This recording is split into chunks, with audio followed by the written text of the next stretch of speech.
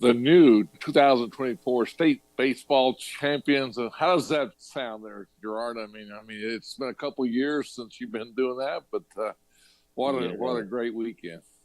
yeah, it really was. I mean, we hadn't won it since 21, so but it feels a lot longer than that. I can tell you that much.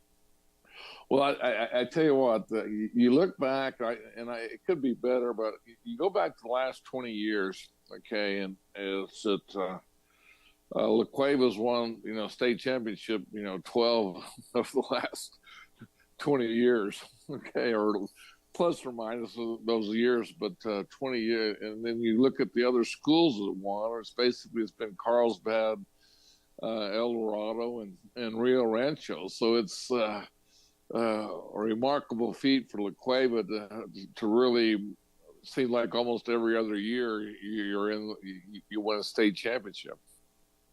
Yeah, well, it's a testament to the program. Going back to Stan, and really to the kids. I mean, we've got very talented kids. We've got kids that work really hard at their craft, and just kind of lead them along the way and put them in a good position to be successful. And fortunately, we've been able to do that. Well, you won seven now, so is it the lucky seven? Or are you going to go to the casino this weekend and kind of throw the dice a little bit and see how many times you can hit that seven? So, I'll settle for the state championships. My luck is well, so. so but but yeah, it's fun. Obviously, that's the expectation every year is to go out and compete for one, and we've been able to win a few. well, and I know this is kind of a loaded question, but I'll just make it real simple. What was special about this year over the previous six state championships? I think this one was obviously special. My youngest son was on the team, and he's been around it for so long, and he saw his older brother win a couple, and so he really wanted this badly.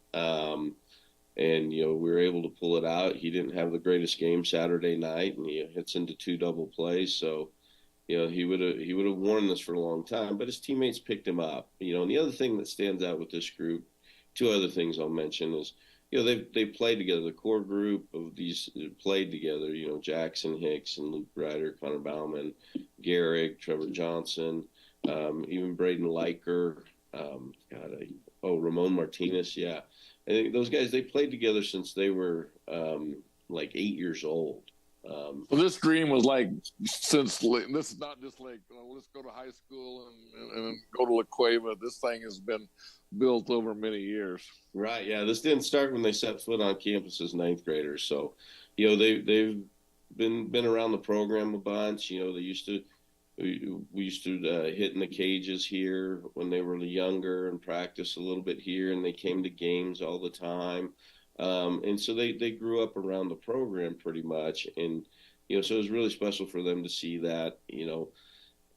Seven's pretty sweet, obviously, and the thing that is the latest one is kind of always extremely special because it's just so hard to win them, and you saw Saturday night how difficult it was for us to be able to come back. And Cleveland played great, and they pitched extremely well.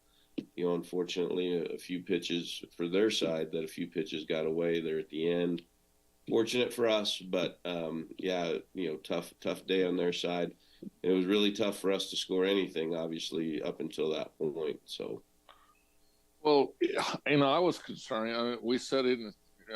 You're at your school today, having to work. I mean, how's that feel? You win a state championship and you're back to work already. So, I mean, yeah. that's the perks of being a La Cueva baseball coach. Well, we would have been back to work yesterday, but last night was graduation, so there's been a lot going on at the Pineda household, and Garrett graduated last night, and since staff had to work graduation, so we got the kids and staff had the day off in the morning, but there were some duties in the evening due to graduation. So yeah, no, it's back to back to reality, right? As the song goes. Well, when I was looking at the selection and seating show, and I mean, we talked. You were actually going to play El Dorado, and you won your district, and you're rated number one in the selection and seating show, and also with MMA and the coaches poll and everything, and so there's a lot of well, just make it simple. You had a target on me. You had to play your best every game. Yeah, and we tell the kids that. I mean, we, especially this time of year, everybody's playing their best baseball, and they're trying to, and oftentimes we'll get other teams' best shot, and so it's kind of hard, I think, for our guys to try to play at that level for 30, 31 times a year, and sometimes we don't, but we've been able to kind of get some key hits, good outings, make a key play here and there to kind of get us over the hump. But yeah, going in, if somebody asked me, do you like your draw or the other draw? And I mean, it's there's never an easy route. And we knew that going in, and that proved to be true. Well, my concerns has just been, was when you play El Dorado on the last weekend of thing, and then you beat Mayfield, and did it with the pretty easily, I would say. I mean, you limited, your pitching was there, you limited them no runs in 2 games, and but I was concerned about playing El Dorado. You just beat them 2-8. How kids are, man, and yeah. and how El Dorado, that's a natural rivalry that's been there for many years. It definitely is a concern, right? I mean, I figured they would throw Johnny Kersey, who had beaten us that last weekend of the regular season.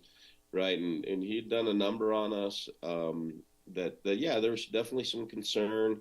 Yeah, just kind of put all of our, not hopes, but the fact that we'd had that experience against him. Figuring he was going to throw against us in that quarterfinal game. That I thought we'd have much better at bats and a little bit more success. Just because you'd faced him once, we kind of had a pretty good idea of what he tried to do. That changeup's a filthy pitch, and so we just had to be able to kind of lay off of it or look for it, and we were able to do that and scratch some runs against him. So definitely a concern though. And then Oregon Mountain, knew nothing about them going into the year, and they just keep wheeling games off and winning games and beating people. And when they swept Las Cruces in their district, I was like, those guys are for real. And then tried to gather some intel about them, and they're always going to play tough. I mean, every time I've run against Oñate, it's been a very, very difficult game. Right, and then you figure on the other side, whether it was Cleveland or Rio Rancho or Carlsbad, Volcano, whoever would have come through on the other side, assuming we got to the championship game, is somebody we've run up against in the past that was going to be a tough one.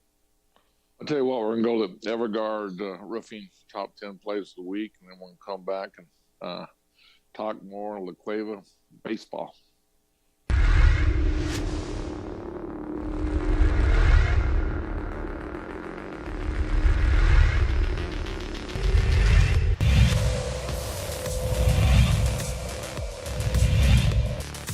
Short break, coach. It doesn't break out.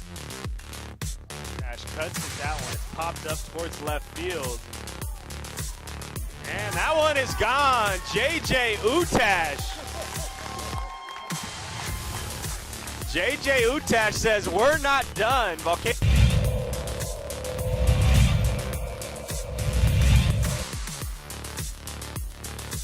Raiders definitely got the pitcher's attention at second.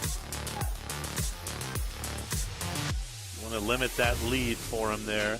That's hit right back up the box where it came from. It's through. The windmill's on. Here comes Schrader in to score the tying run. It's an RBI single for the big designated hitter, Jose Martinez.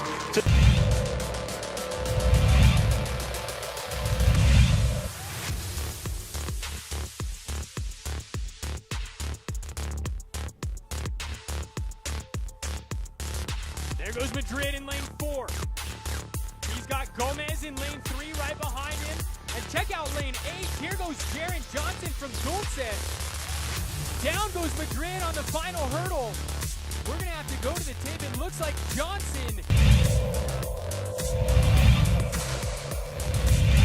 Here comes the 3-2 pitch from Tatum Widener. Got him! Strikeout number 8 of the day for Widener, and it ends the home half of the 6th. It's 8-3 Eagles.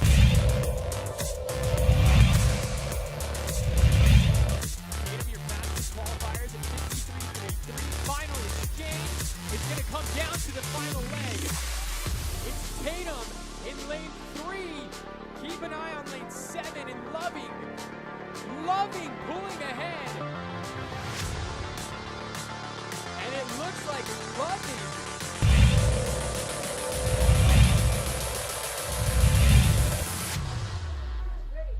Line shot. Dives! Can't make the play. In comes Camphis to score the go-ahead run. It's a 2-run double for the hottest Eagle bat in the lineup, Hoffman.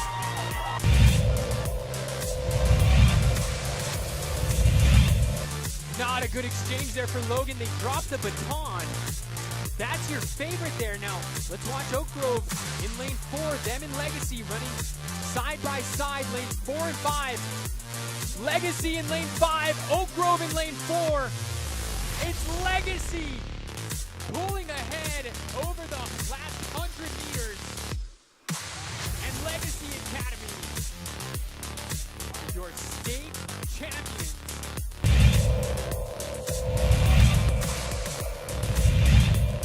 Isaac Martinez at the plate, .356 batting average for Los Lunas. Rips that one towards the second baseman.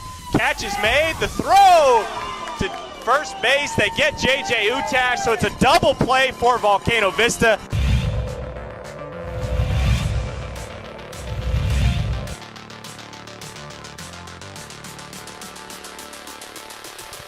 This one should be a battle here between lanes 3, 4, 5, and 6, according to our sheet here, and it is. Oh, that is too close to call.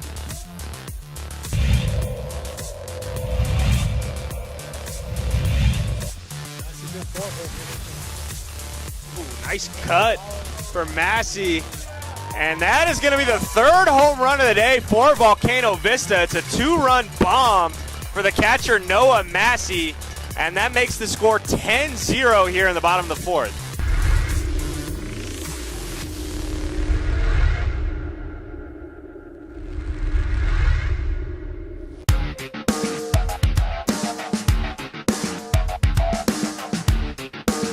Hey, welcome back. Steve Davis Show. Got Gerard Pineda, the head baseball coach at La Cueva, also the 2024 state champions. And you're still in. You got that smile, like it's a good thing.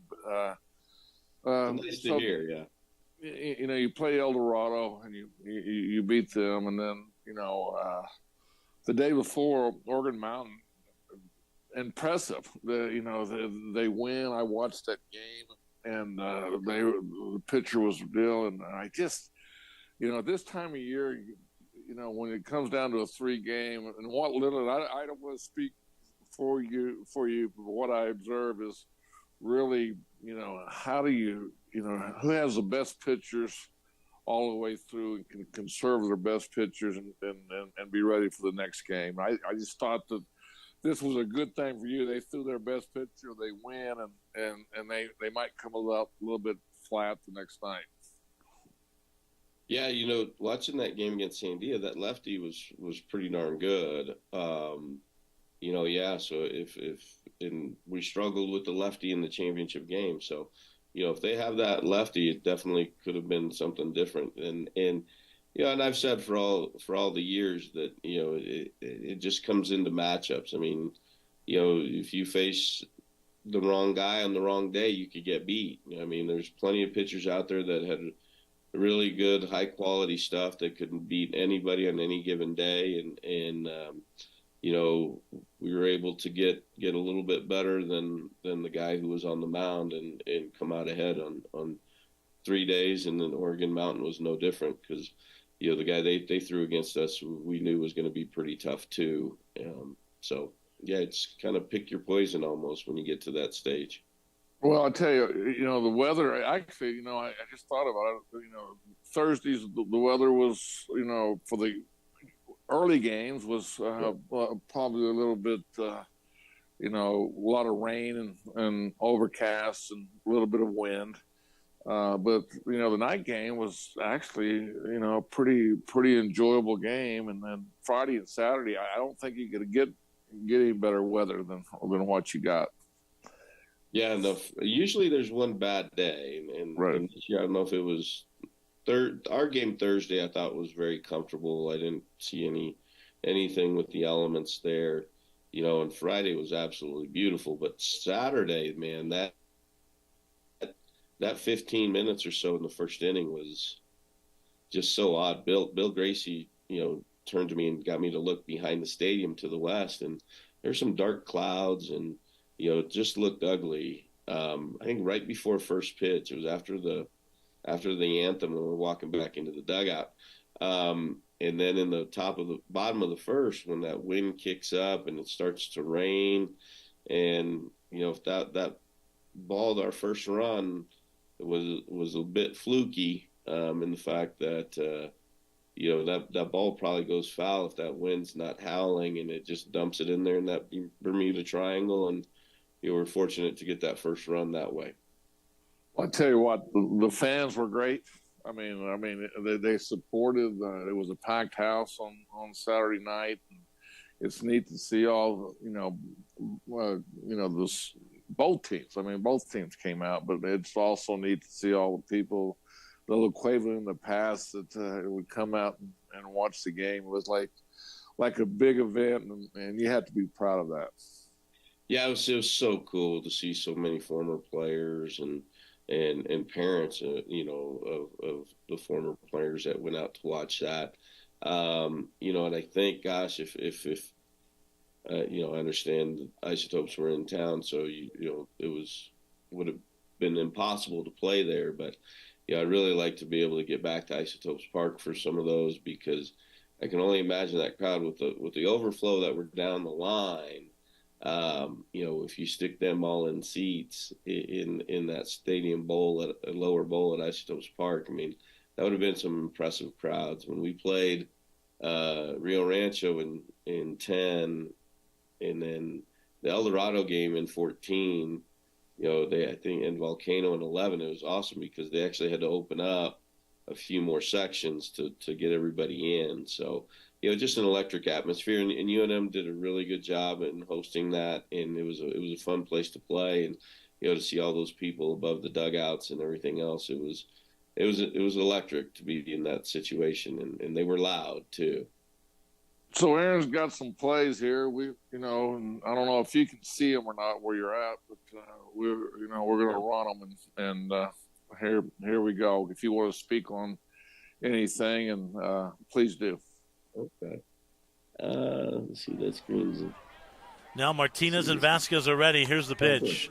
Martinez hits one on a line. It'll find the gap. Let's see if they can cut it off. It's bobbled in there by the left fielder, Hilton.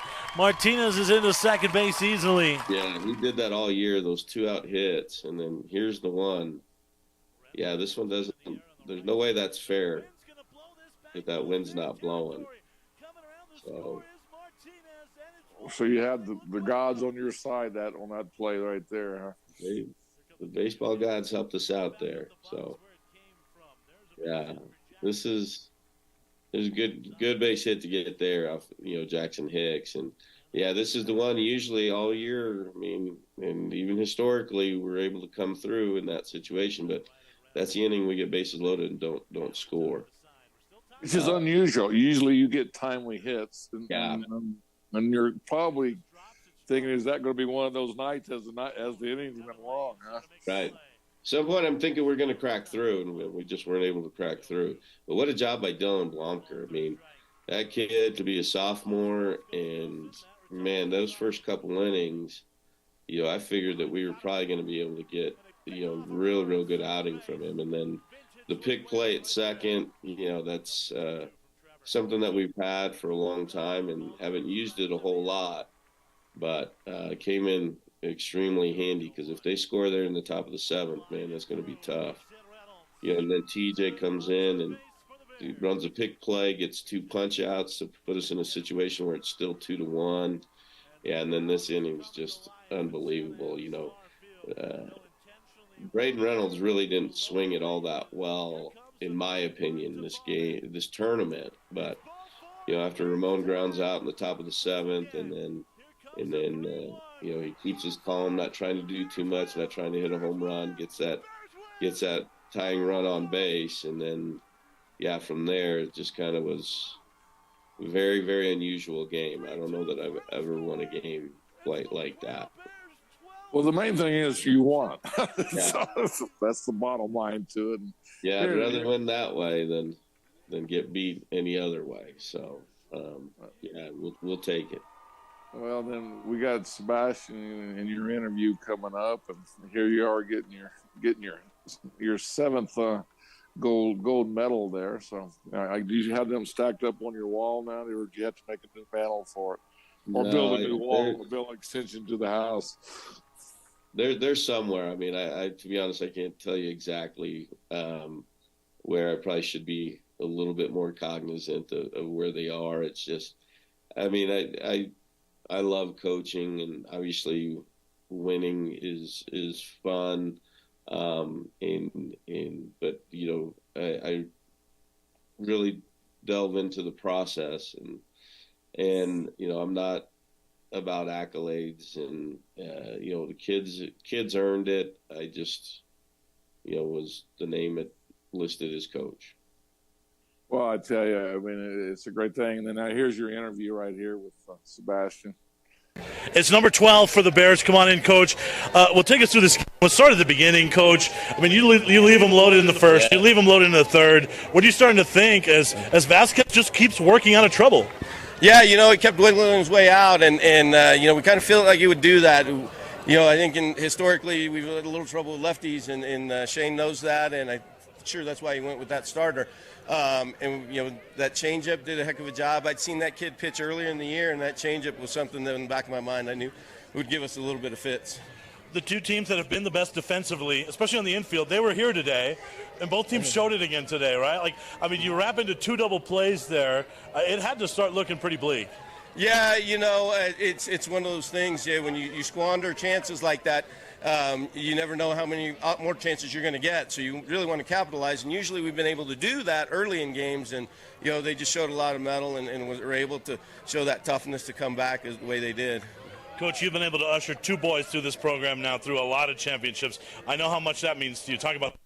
Yeah, that was when Garrett getting to the 2 double plays. I knew he was going to wear that for a long time, but I also knew that the other guys would pick him up. And this group has done that. 6-7 played since they were 8 years old, and as long as we kept it to 2-1. I really liked our chances in the 7th, and Coach Gracie and Coach Gonzalez and Coach Smith, ushered them through to the end, and, they got great assistance and obviously didn't need me. Dylan kept it right there, right? He kept it close. You probably went into this game knowing you had 2 arms to use today. You had to use both of them. They both kept it right there for you to be able to pick up that win in the bottom of the 7th. Yeah, we did a few things earlier in the year to make sure that we'd get them in the work that they needed. Even going to Everett Burdett on Thursday, that it was going to be tough in double headers on Saturday, and the pitching that we have in Braden and Dylan, that there weren't a lot of opportunities for a guy like Trevor Johnson. And we knew we need him. And, when they went to him, I was like, that's a great call. Probably the one I would have made, too. Congratulations. Thank you, Sebastian. Thanks to you guys and everything you do. Well, how does that feel? I mean, that was actually said everything we just said for the last 35 minutes. Recapped everything we talked about. Yeah, the one thing I feel a little bit badly there is I didn't say, how well Dylan pitched. I mean, I said it a bit earlier on this interview, but man, for a while there, I was thinking, man, he may be able to shut him out, and 1-0 might hold up. But no, those Cleveland hitters are good, and Shane does an amazing job with them. We had to scratch and claw our way back into that. Well, busy, like you said, busy weekend. Your son graduates. What a great graduation.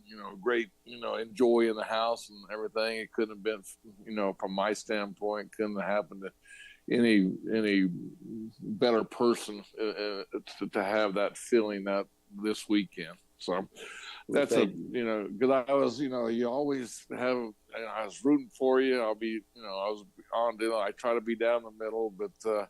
I just felt it was your year, and just from this summer, on our outings that we go out together with, it's just, we never discuss it, but you could just feel that you knew something good was going to happen this year. Yeah, I thought this could be a really special group. I mean, with the pitching and then the backstory of the kids playing together for so long.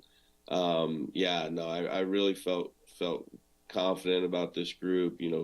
Usually I'll say at the beginning of the year that we will have a chance to compete, or I think we'll compete for a state title. But this year I remember using the phrase that I like our chances, and I did going into the season. I thought we had a really, really good shot, and I liked our chances, and it came to fruition, thankfully. Well, what's so neat about it is this is something that everybody worked for since they were, back when they're 6th, 7th, and 8th graders. So all the way back in the past, to see that happen, it's just a good story with a great ending. Yeah, and the football put a little pressure on us too by winning theirs, and Coach Back will let me know, but. For those kids like Hickson, Ryder, and TJ that played football, we've done it a couple times. I think in my very first year, 2010, football and baseball both won state, and it's kind of a little sweet for the school and the athletic department and coaches to kind of bookend a high school season with state championships in football and baseball. Well, enjoy your moment, but we're running out of time. But just a little pressure from from Probing Networks.